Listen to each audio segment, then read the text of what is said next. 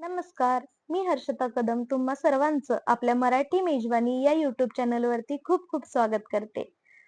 आपल्या घरी जर कोणता कार्यक्रम असला, की आपण ठरलेलेच पदार्थ बनवतो. जसे की पावभाजी, मिसळपाव आणि अजून काही. त्यातच अजून एक पदार्थ बनवू शकतो, तो म्हणजे दालचा आणि राईस. करायला अगदी सोप्पा आणि वाढायलाही सोप्पा. तर सगळ्यात महत्त्वाचं म्हणजे खूप पौष्टिक आहे. आज आपण बनवणार आहोत दालचा आणि त्यासोबत खाल्ला जाणारा भगरा राईस. तर इथं सर्वप्रथम आपण तूर डाळ, हरभरा डाळ, मूग डाळ या समप्रमाणात घेतलेल्या आहेत. आता त्या स्वच्छ पाण्याने धुवून घेऊयात. त्यामध्ये आपण थोडंसं पाणी ॲड करायचं आणि त्यामध्ये 4 मिरची, मीठ आणि हळद आणि डाळीमध्ये 1 इंच डाळीच्या वरती 1 इंच पाणी येईल एवढं पाणी ॲड करून 4 शिट्ट्या करून घ्यायच्या. इथं डाळ शिजेपर्यंत आपण इथं दालच्यासाठी जो मसाला लागतो तो मसाला बनवून घेऊयात. हे सर्व सामान मी काढलेलं आहे. तर भोपळा हा मोठ्या आकारामध्ये चिरून घ्यायचा. त्यामुळं भोपळा हा भाजीमध्ये विरघळून जात नाही. तर इथे कढई गरम करूयात. कढईमध्ये आपण 2 चमचा तेल आणि 2 चमचा तूप वापरतो. तुपाने खूप छान अशी चव येते आपल्या मसाल्याला आणि सोबतच तेल गरम झालं की त्यामध्ये आपण इथं खडे मसाले ॲड करूयात. त्यासाठी मी घेतलेली आहे 4 वेलची, चक्रफूल, शाही जिरे, काळी मिरी, लवंग आणि दालचिनी. छान गरम तेलामध्ये कमी आचेवरती मसाले परतून घ्यायचे. मसाले परतून झाले की त्यामध्ये आपण ॲड करूयात एक मोठा कांदा जो की बारीक चिरलेला आहे. कांदा हा गोल्डन ब्राउन रंगाचा होईपर्यंत भाजून घ्यायचा. भाजल्यानंतर आपण त्यामध्ये ॲड करतो धना पावडर, लाल मिरची पावडर. हे थोडंसं तिखट भाजी बनण्यासाठी आपण लाल मिरची पावडर वापरतो. सोबतच घरी बनवलेला गरम मसाला. छान असं मिक्स करून घ्यायचं. त्यामध्ये हळद आणि तरी येण्यासाठी 2 चमचे बेगडी मिरची पावडर ॲड करायची. मिक्स करून घेतलं की त्यामध्ये आपण मध्यम आकाराचा एक बारीक चिरलेला टोमॅटो ॲड करून घ्यायचा.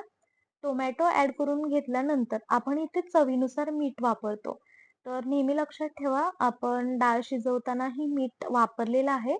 त्यामुळं मसाला बनवताना एकदम चव बघूनच मीठ ॲड करून घ्यायचं आणि छान असं मसाला परतून घ्यायचा.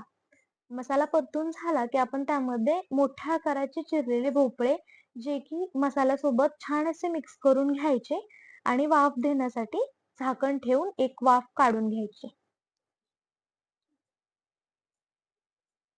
त्यानंतर आपण त्याच्यामध्ये मिक्स करतो थोडंसं चिंचेचं पाणी आणि चिंचेचं पाणी ॲड केलं की आपण इथं दालचा मसाला जो आहे तर तो ॲड करून छान असं मिक्स करून घ्यायचं. आता आपण दालच्याच्या मसाल्याऐवजी आपण इथं सांबर मसालाही वापरू शकतो.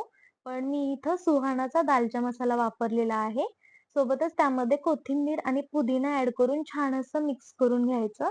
मिश्रण हे भोपळा जो आहे आपण यामध्ये वापरलेला तो 50% हा वाफेवरतीच शिजवून घ्यायचा. त्यामुळे पाण्यामध्ये जास्त त्याचा गाळ होत नाही.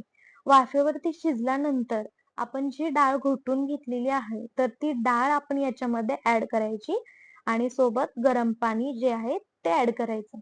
आता लक्षात ठेवा, की आपला दालचा जो असतो, तो जास्त घट्टही नसतो आणि जास्त पातळही नसतो. त्यामुळे याची कन्सिस्टन्सी जी आहे, ती चेक करूनच त्यामध्ये पाणी ॲड करत राहायचं.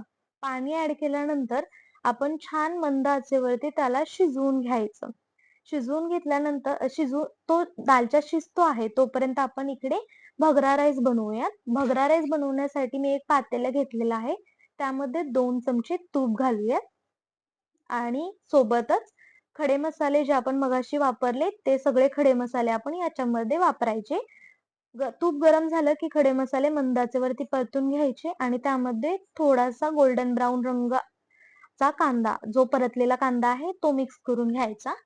आता मी इथं दीड वाटी जे आहे ते तांदूळ घेतलेले आहेत. त्यामुळे यामध्ये आपण पाणी ॲड करताना 3 वाटी पाणी ॲड करतो. त्याच्यात डबल. आता जर तुम्ही हा कुकरमध्ये बनवताय, तर तुम्ही याला 2.5 वाटी पाणी वापरलं तरी चालेल. मी पातेल्यात बनवते, त्यामुळे मी 3 वाटी पाणी वापरलेलं आहे. सोबत चवीनुसार मीठ टाकायचं, 4 मिरची आणि पुदिना आणि कोथिंबीर घ्यायची.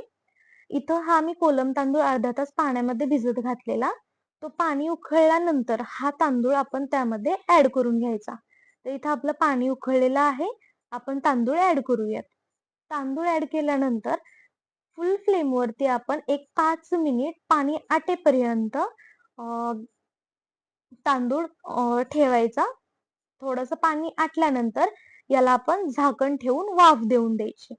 वाफ आपला वाफेवरती हा तांदूळ छान असा शिजलेला आहे. वरून आपण कोथिंबीर आणि पुदिना टाकून अजून एक वाफ काढूयात.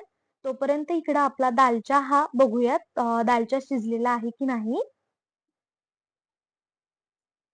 तर इथं आपला दालचाही मस्त कन्सिस्टन्सी झालेली आहे. छान असा शिजलेला आहे आणि आपला भगरा राईस ही छान वाफेवरती तयार झालेला आहे.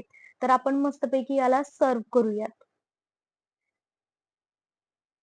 जर तुम्हाला ही रेसिपी आवडली असेल, तर तुम्ही चॅनलला नक्की लाईक, शेअर, सबस्क्राईब करा आणि पुढील रेसिपी बघण्यासाठी बेल आयकॉन नक्की क्लिक करा.